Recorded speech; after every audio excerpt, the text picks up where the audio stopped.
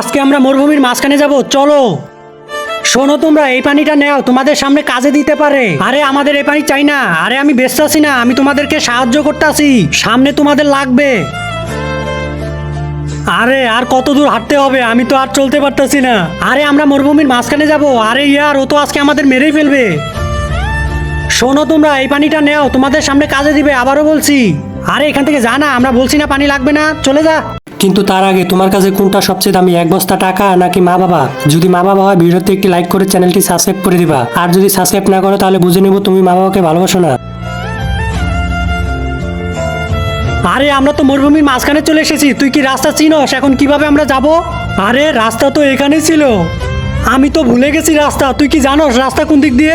আরে ভাই, রাস্তা কোন দিক দিয়ে আমি কিভাবে বলবো? আরে আমিও তো জানি না। তার মানে আমরা মরুভূমিতে আটকে গেছি। চলো সামনে গিয়ে দেখি, চল। আরে ভাই, আমরা তো অনেক দূর চলে আসলাম, কিন্তু এখনো তো রাস্তা খুঁজে পাচ্ছি না।